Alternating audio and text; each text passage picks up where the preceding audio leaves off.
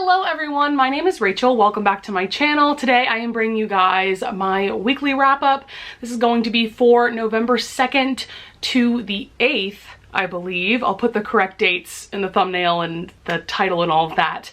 But I actually only have 4 books to talk about this week. I know for some of you that may still seem like a lot for a week, but for me personally, I expect myself to be able to get through like 5 or 6 books in a week, sometimes more.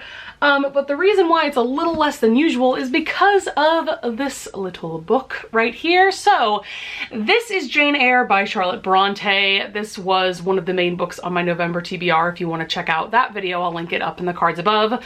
But as a lot of you already know, this is a Gothic literature classic. And going into this, I knew that it was going to take me longer than it usually would for any other book because it is a classic and the language is different. You know, you just kind of have to take your time with it. But I am slowly but surely making progress with this book. I'm currently on page 289, and this edition that I have has just about 400 pages, so I'm hoping to finish this within the next couple of days because I don't really like reading more than one book at a time. I'm not a huge fan of it, so yeah, I'm hoping to get this done, but I can't really discuss it in this video because I have yet to finish it. There will definitely be a much more in-depth discussion about this book in next week's wrap-up. So without further ado, let's get into the 4 books that I actually did finish this week. So the first one I want to talk about is The Darkest Hour by Maya Banks. This is book 1 in her KGI series. So I only read this because it was a prompt for Romanceopoly, which is a year-long readathon that is run by Jess from Peace Love Books and Under the Covers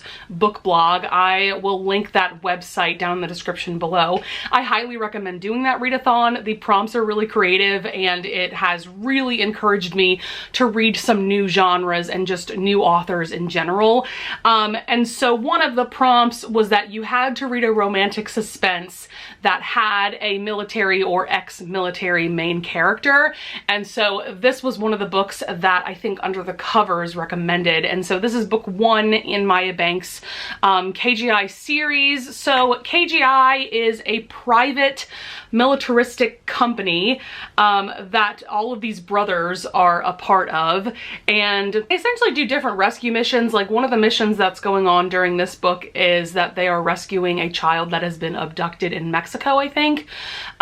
But basically we have our main character, Ethan, and his wife passed away the year before in a very tragic plane crash. Then he gets this really mysterious package from Colombia that essentially tells him that Rachel, his wife, is still alive.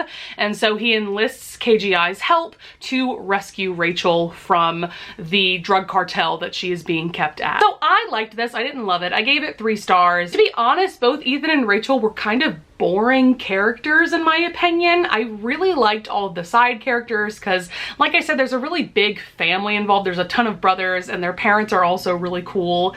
But I actually found the brothers to be more interesting than Ethan, the main hero. And Rachel, I don't know, like I just feel like she didn't have much of a personality. And so when the suspense parts would kick in, I wasn't like completely on the edge of my seat, like actively rooting for these 2 people because I just didn't care all that much about them. And I know that sounds like weird and insensitive, but that's just how I feel about it. So I don't think I'm going to continue on with the series or anything like that, but it was interesting to read a romantic suspense that centers on the military because I haven't really read a lot of romantic suspense, but yeah, this one didn't quite work for me. All right, so the other 3 books that I'm going to talk about in this video are all 5-star reads, which is fun. So the first one is Her Night with the Duke by Diana Quincy. This is book 1 in a new series by her, and this was just such a fun time. So we're following Leela and Hunt. They meet at this random inn in the English countryside, and they end up having a one-night stand together without realizing who the other person actually is. So it turns out that Hunt is a duke and Leela is a countess. So Leela is now a widow, and Leela's stepdaughter is planning to get betrothed to Hunt, who, like I said, is a duke. So as you can imagine, it's really awkward when Leela and Hunt officially meet, and the plot goes on from there. I have to say, I'm not usually a fan of insta-lust stories, but Diana Quincy really made it work. I could feel the chemistry between these two characters from page 1, and there was also a lot of angst involved because there is that forbidden aspect to it. And I really liked how all of those issues were resolved. I think that it fit the characters and the story really well. I also really appreciated that Leela is half Arab. I loved that representation. You could tell that Diana Quincy really did her research in terms of Leela's character. And I thought that it was really cool that Leela is also an author. So the year prior to the book starting, she was traveling all over the Middle East, and she had just released a book all about those travels, and it's widely successful, but she is writing under a pen name because in this era it wasn't widely accepted for women to be authors. So I thought that that aspect of the story was really interesting as well. Loved the romance between Hunt and Leela. Like I said, it's a good angsty time, but at the same time I definitely was entertained. There were some really funny moments throughout as well. So I thought that Diana Quincy did a really great job of balancing the angst with the fun. I'm definitely planning on reading more books in this series as they come out.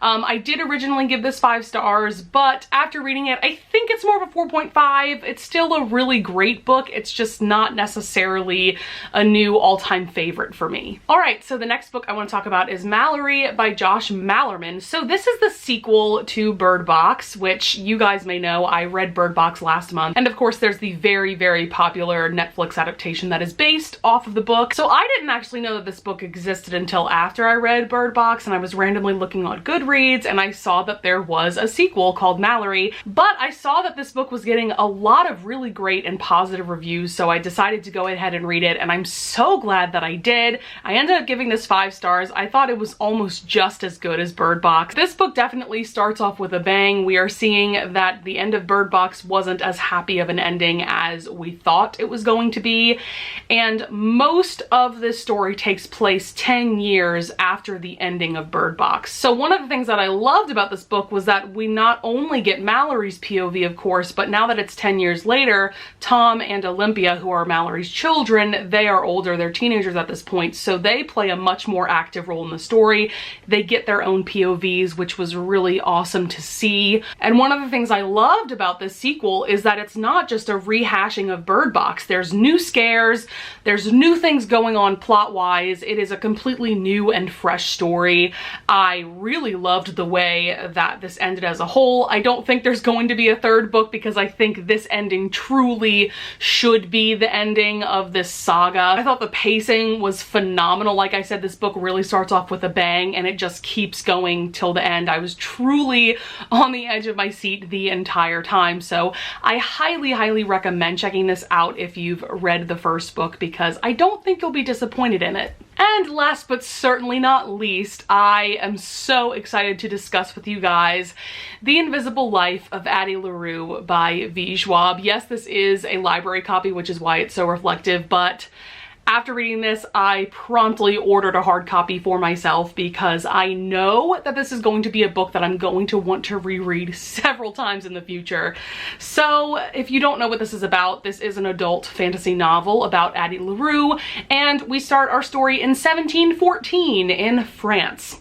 And she makes this deal with this god slash demon slash entity, whatever you want to call it, that she will live an immortal life, but in exchange of that, her life will be invisible, meaning that nobody will ever remember her. So if she meets somebody and they turn away from her, they will immediately forget that they ever saw her, essentially. So now we are in present day. It is 2014. It has been 300 years since she made that deal with Luke, who is the demon slash god, whatever you want to call him. And so in present day, she meets this guy, Henry, who actually remembers her, and she is quite shocked to learn that, because that has never happened in the 300 years that she has been immortal. So this book, in my opinion, is going to define V.E. Schwab's career. So no one is surprised that I adored this and I gave it 5 stars. I knew going into it I was gonna really enjoy it. There were just so many rave reviews from reviewers that I really trust. And this is also a book that V.E. Schwab has been working on for literally years and years and years. So Addie LaRue is such a compelling and interesting character to follow. It feels like a privilege, honestly, to be able to follow her life from, you know, 1714 to 2014 and all of that time in between. It is just so cool to learn who Addie really is. And one of the things that I loved about this story is that even though she lives an invisible life, she still finds ways to influence pieces of art throughout the years. So she kind of does leave a mark on this earth, even though she's not supposed to be able to. Also, yes, just like pretty much everybody else says, this is a pretty slow-paced book the entire time. I do think it's much more character-driven than it is plot-driven. But at the same time, I still felt like it was a very steady pace throughout. I don't feel like it ever lagged, so it definitely kept my attention throughout. And like I said, Addie is just such a fascinating character that you're not gonna want to put this down. And then our other pretty major character, Henry. So there is a romance between the two of them simply because he can remember her. You know, she has somebody to build a relationship with. And I'm conflicted about this romance because on the one hand, I wanted it to be more epic. I didn't love Henry as a character. I found him to be kind of boring. But at the same time, there were some passages throughout where I could kind of tell that V.E. Schwab wrote Henry and wrote the romance that way on purpose. I don't think she wanted it to be a truly epic romance, and when you read the book, I think you'll understand where I'm coming from. I don't want to spoil anything, obviously. But yeah, I don't know. I just wanted something more from that romance. And something that I've also realized about V.E. Schwab is I'm not a huge fan of how she writes romances in general, because after reading the Shades of Magic trilogy, I did not like the romance between Lila and Kell in that series. I mean, I don't like Lila as a character in general, but their romance did nothing for me. And I don't know, at this point, I just feel like that's the one issue that V.E. Schwab has in her books, that there's just something missing from her romances. But other than the romance, there's literally nothing I would change about this book. I thought the ending was perfect. I loved Luke's character, who, like I said, is the god/demon that Addie made a deal with. Their relationship was really interesting. You know, over these 300 years, he would essentially come visit her on the anniversary of their deal because he's trying to get her soul. He's trying to get her to surrender and give up on living so that he can get her soul for himself. And so that was a really compelling relationship to me. It was a lot more compelling than her relationship with Henry. Also, Luke reminds me a lot of the Darkling from the Grisha trilogy. He also reminds me a little bit of Rhysand from ACOTAR. So if you're into those series, I think that you will really love this book as well. So yeah, I don't think there's much more to say about this. I thought it was fantastic. I definitely plan on rereading it many, many times in the future. It's just so good. All right, guys, that's going to be it for this week's wrap up. Hopefully there will be more books to talk about in next week's video. But with that being said, thank you so much for watching. I would love it if you would leave a comment down below if you want to discuss any of the books that I brought up in this video. I would also love it if you would leave a like and subscribe, and I thank you in advance if you do. And with that being said, I'll see you guys in the next video. Bye!